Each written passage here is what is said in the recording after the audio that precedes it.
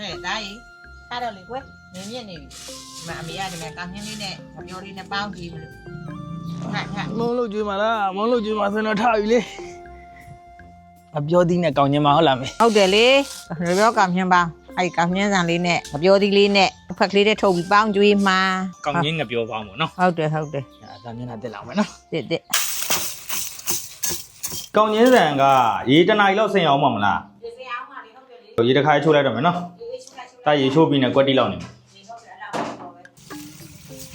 ကောင်းချင်းငပြောပေါင်းလေးပြုလုပ်ဖို့အတွက်ကောင်းချင်းစံကိုအချိန်ကြာလေးရေစိမ်နိုင်ပို့ပြီးတော့ကောင်းပါတယ်ကျွန်တော်တို့ကတော့ဒါအချိန်တစ်နာရီလောက်ပဲစိမ်လိုက်တယ်ပေါ့နော်အနည်းဆုံးတစ်နာရီလောက်စိမ်ပေးရင်လည်းရပါတယ်ရေစိမ်ပြီးတော့ထမင်းချက်ဆန်စည်းသလိုပဲ3တက်လောက်ရေနဲ့တန်ရှင်းသွားအောင်စီးပေးပြီးတော့ရေပြောင်းစစ်ထားမယ်ပြီးရင်တော့အဲ့ဒီထဲကိုစားနှင်းငယ်နဲ့တကြားနှင်းငယ်ထည့်ပြီးတော့ရောသမမွေအောင်နေပေးရမှာဖြစ်ပါတယ်ဗျာကျွန်တော်တို့အသုံးပြုထားတာတော့ကောင်းချင်းစံနိုးစီဘူး2ဘူးဖြစ်ပါတယ်အရသာလေးလေးပဲမင်းလိုချင်စားလေးနည်းနည်းပို့ထည့်ပါအချိုကြိုက်တဲ့သူဆိုရင်လည်းတကြားလေးနည်းနည်းပို့ထည့်လို့ရပါတယ်ဗျာပြီးရင်တော့ငပြောတီးကိုအခွန်တင်ပြီးတော့အလင်းနဲ့ဓာတ်နဲ့ချမ်းမယ်ပေါ့နော်ဗီဒီယိုမှာလုပ်တဲ့ပုံစံလေးတခြားရိုက်ပြထားပါတယ်ကျွန်တော်ဘက်မှာတော့အခုလိုမျိုးပြေငပြောသီးနဲ့ပဲပြုလုပ်ကြတယ်ပေါ့နော်အပြေငပြောသီးကိုဒါဒေတာတစ်ခုနဲ့တစ်ခုခေါ်တာလေးလည်းမတူတာလေးလည်းရှိနိုင်ပါတယ်ဗျာနော်ငပြောသီးကိုချမ်းပြီးရင်တော့ဒါအသင့်ပြင်ဆင်ထားတဲ့ငပြောရွက်လေးထဲမှာရှေ့မှာပြင်ဆင်ထားတဲ့ကောင်းချင်းစံလေးထည့်မယ်ငပြောသီးချမ်းလေးအပေါ်ကတင်ပြီးတော့ဗီဒီယိုမှာပြထားတဲ့အတိုင်းဖက်လေးနဲ့ထုတ်ပေးရမှာဖြစ်ပါတယ်ဗျာကျွန်တော်ဖက်ကိုတော့တစ်ထုပ်ကို2ရွက်အသုံးပြုထားပါတယ်ဗျာငပြောဘက်လေးနဲ့ထုတ်ပြီးရင်တော့ဒါကိုပေါင်းမဲ့အိုးထဲမှာထည့်မယ်ပေါ့နော်လူတိုင်းအိမ်မှာလွယ်လွယ်ကူလဲလို့စားလို့ရအောင်ကျွန်တော်ပေါင်းကန်တဲ့အိုးမသုံးတော့ဘူးဗျာနော်ရိုးရိုးဒန်အိုးကိုပဲသုံးလိုက်ပါတယ်ဗျာနော်ကောင်းချင်းငပြောထုတ်လေးတွေကိုဒန်အိုးထဲမှာစီထည့်ပေးပြီးတော့အပေါ်ကနေရေလေးထည့်ပါမယ်ရေကိုတော့တဝက်ကြော်ကြော်လောက်ပဲထည့်ပါမယ်မြုပ်တဲ့အထိမထည့်ပါဘူးဗျာနော်ရေထည့်ပြီးရင်တော့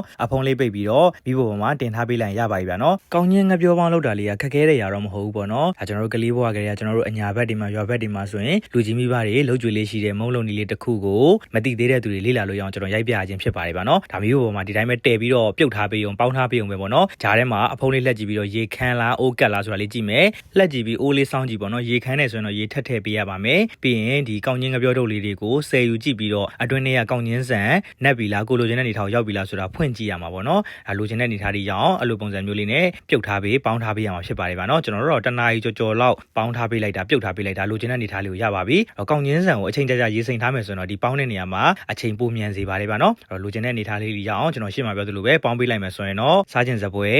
ကောင်းချင်းငပြောပေါင်းလေးကိုရရှိပဲဖြစ်ပါတယ်ဗျာစီလေးဆန်းစားလေးဖြူပြီးလဲစားလို့ရတယ်ဒီတိုင်းလဲစားလို့ရပါတယ်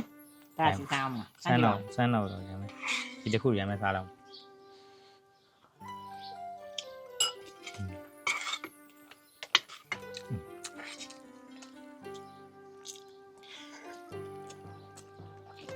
ဒီပြင်းငပြောသီးနဲ့ပဲပေါင်းလို့ရတာ ဒီဘက်ကတော့အဲ့လိုပဲပေါင်းညာပဲကျွန်တော်ပြောကြီးကြီးလေးပေါင်းတော့ရပါတယ်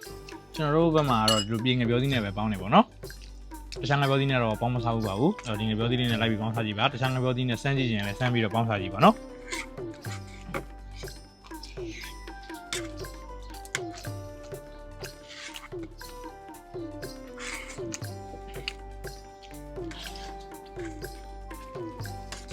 စားရင်းနေလေးဖူးမယ်ကစီလေးဆမ်းမယ်စားလေးဖြူမယ်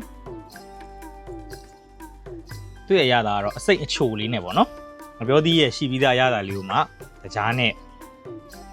ကောင်းညင်းရဲ့အရတာလေးပေါ့နော်အစိတ်အချိုလေးအဲ့လိုမှစီလေးဆမ်းစားလေးဖြူပြီးထပ်စားမယ်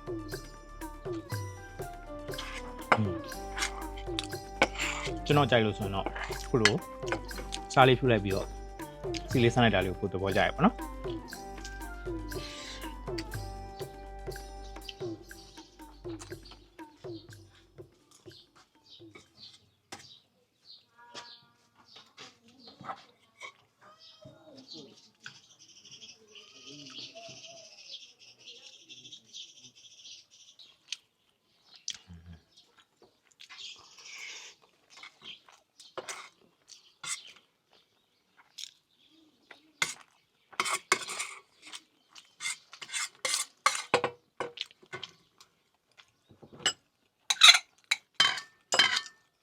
ဆန်လို့ဒီဘူးနှစ်ဘူးကို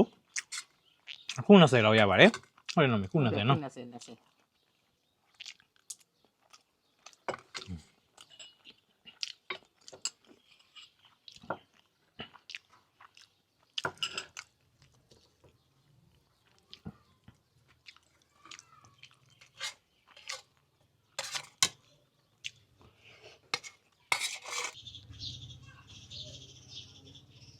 ငပြောသီးလေးနဲ့ကောင်းချင်းလေးနဲ့ပေါင်းပြီးတော့စားရင်လေးပြပေးလိုက်ပါတယ် လိုက်ပြီးတော့လောက်စားကြည့်ရပါအောင်မစုပြရရိုးဒီမှာရနောက်ပြီးဒီမှာပြန်ရွေးရမှာနော်ဘယ်လိုပြောအောင်ကောင်းရင်းရဘယ်တော့မှကန်ဘယ်တော့ဟာမရဆက်လိုက်ပါမယ်အောင်မယူပြကျေးဇူးတင်ပါတယ်နောက်ပြောလို့မရအောင်ဘယ်လိုကန်အမေပြောလိုက်တော့မရသားပြီမလား ဒီလိုအားလုံးကျေးဇူးတင်ပါတယ်ဒီလိုလောက်စားကြည့်ရပါစလုံးကြည့်တဲ့လူအောင်မှာတက်ကဟာမရဘူးရနော် ဘယ်လိုစလုံးကြီးအောင် အများကြီးထည့်ထားလို့ အောင်မတက်တော့